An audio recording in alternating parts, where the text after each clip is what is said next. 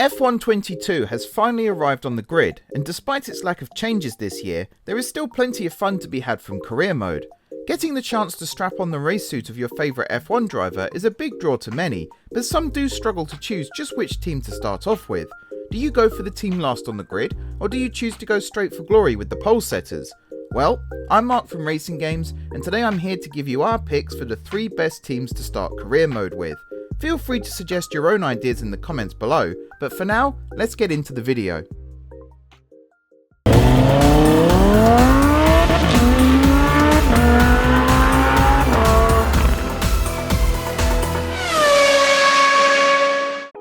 Let's start with the team at the back of the grid, and this is definitely playing in hard mode. Before Bahrain this year, this pick would have been for Haas, but considering their epic recovery this season, we're giving this place to Williams instead.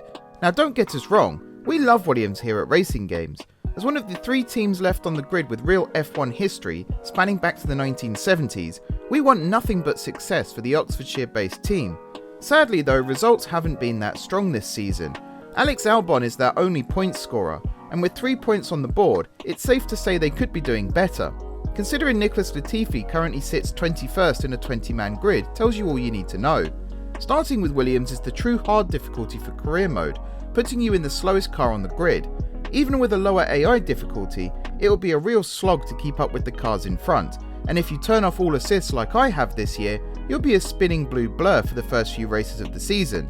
There is potential though. With new owners, more investment and new car regulations, it might not be long before Williams are back where they belong, challenging at the top. In terms of which driver to replace, we're saying swap for Latifi. Albon has proved he can score points with this Williams car, so it makes more sense to have him as your wingman when challenging the top 10. Like I said just now, Haas would have been the slow choice, but this year has seen an amazing resurgence that has shot them back up the standings. Well okay, they're still 9th in the team standings at the time of recording, but with 15 points going into the British Grand Prix, they are just a point behind Aston Martin and a whopping 12 ahead of bottom place Williams. Bringing back Kevin Magnussen was a masterstroke, with his return cemented with an incredible 5th place finish in Bahrain. Mick Schumacher is starting to come good too, when he's not crashing that is, so replacing either of these drivers will still see you scoring points in the early races as the car continues to develop. Haas effectively abandoned their car last year to focus all resources on the 2022 car, and that decision has paid off big time. Reliability is still a little lacking this year, but that's not the fault of Haas necessarily. When they're out on track, they look fast.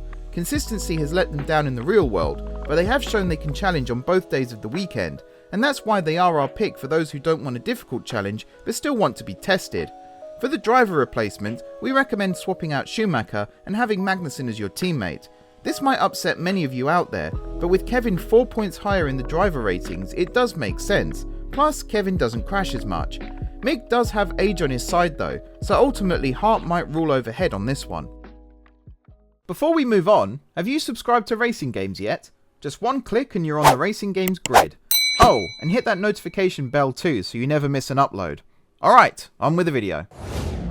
Oh Mercedes. From Constructors' Champions to the Pogo Stick car in only 6 months.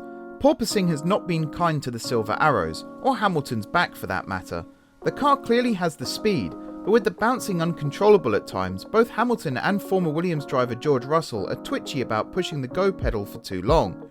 We all thought the issue was resolved in Spain, with an encouraging performance from both that was only halted by threat of an engine implosion. Russell even held Max Verstappen back for several laps. Even with Max's dodgy DRS wing, that's still very impressive. However, the celebrations were cut short in Monaco when the bouncing not only came back, but returned with a vengeance. Porpoising thankfully isn't in F1 22, yet, so that's one less thing to worry about. But considering Mercedes' plight this year, it's very tempting to take on the fallen giants and attempt to take them back to the top. Any Mercedes fan will agree it's sad to see the defending champions reduced to settling for a top 5 finish every race. They need to be back at the top. This is definitely playing the game on easy mode though. Despite Mercedes' struggles in the real world, in F1 22 they are still marked as a dominant team, and to some, that will fit perfectly for them. Now when it comes to who to have as your teammate, this one is tricky. Obviously George is the new kid on the block and is currently outperforming Lewis, but then you have a 7 times world champion on the other side of the garage.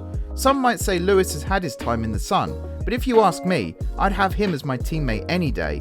I'm chickening out on this one though, and saying make your own minds up. So those are our picks, but before we go, let's take a quick look at Ultra Easy Mode.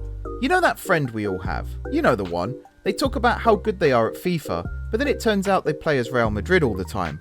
Well, the F1 equivalent to that is definitely joining Red Bull. With the current world champion in the #1 car, plus the Mexican Minister of Defense ready to execute team orders, the Bulls are the team to beat this year. Some might say Ferrari has a faster car, but with reliability also playing into the decision making, our pick is the team from Milton Keynes. Just try not to brag too much about your heaving trophy cabinet when you're driving the fastest car on the grid. Do you agree with our picks? Which team have you started your career mode with? Let us know in the comments below. For now though, thanks for watching.